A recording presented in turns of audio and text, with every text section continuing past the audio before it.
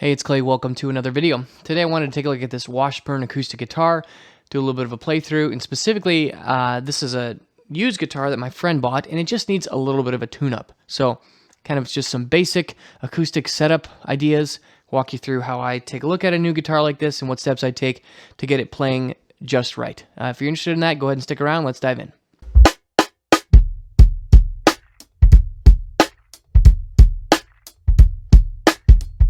Okay, first things first, I want to do a little bit of a before tone test, so we'll go ahead and play the clip now. You can listen to how the guitar sounds.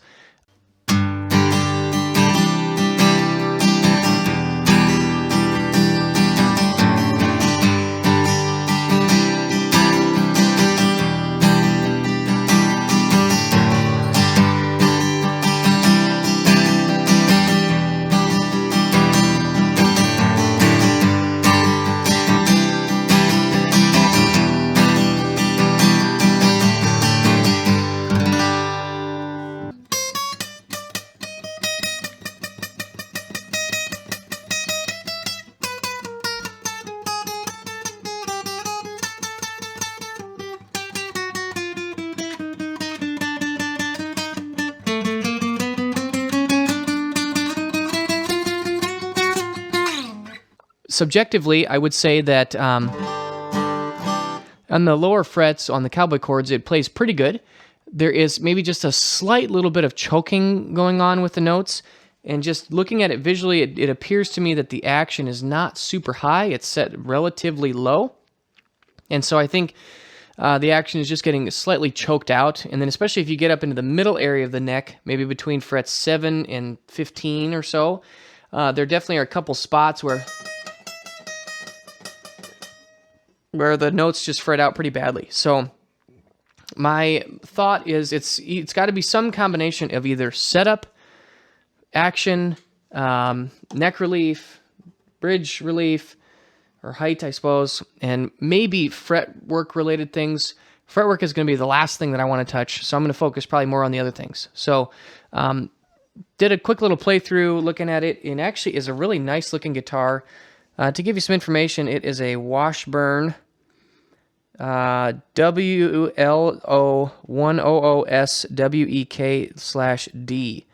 So I believe it's probably made in China, but it appears to have, and from my research, it has all solid wood. I would say the construction of this guitar actually looks really nice. This model has a nice wide neck. I want to say this is 1 3/4 wide fretboard. The neck is nice and I'm going to say a medium thin, but it feels really nice and comfortable to play. And the guitar sounds really nice. So I really like this slightly pinched in body. No cutout, which actually I really like. I think it's a very handsome looking guitar. It looks like it's got a mahogany back and a spruce top, and just overall a really nice looking acoustic guitar. So my next step is I kind of take a look down and I sight the neck. So I basically set it down in front of me like this. And when I'm looking at it, I tend to close my one eye, and I'm using the low E string here, and I'm looking down on it, and that kind of gives me a straight edge, so to speak. And then I compare the movement of this edge of the fretboard relative to that low E string. And just in my visual inspection like this, what I can see is that it appears there's a little bit of a curve like this that is a little bit interesting to me. Seeing this much relief in the neck, but also having the strings be so close is kind of a strange combination. Sometimes you might see that the strings are too far away and you've got a little bit of that bow. Then you can just tighten the neck, the truss rod, and it'll straighten out and bring the action down.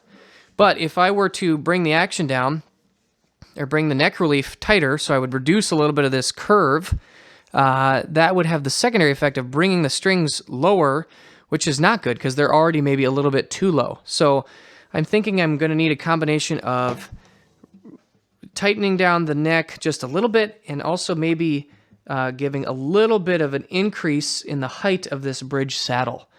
Now, I think on one hand you might want to consider getting a new bridge saddle. I'm also looking at the nut here, and the nut appears to be completely fine. I'll maybe take some measurements, but I don't see any problem with the nut being cut improperly. So I think what I want to do is a combination of tightening the truss rod a little bit here, and also bumping up the height of the nut. So let's go ahead and get the guitar on the bench and see if we can't take some steps towards those things. Okay, this took me quite a lot of finagling off camera, but I've got an Allen wrench here. This is a 3/16 size wrench. Finally was able to get it into here. Give it a little bit of a push into the hole, and then just give it a little bit of a turn. Righty tighty, lefty loosey.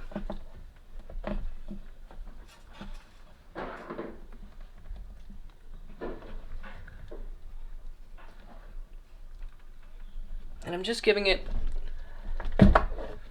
about a quarter of a turn.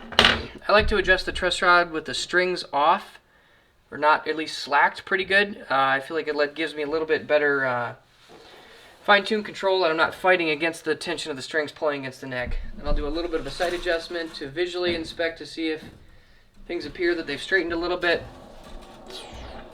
And we should be good to go.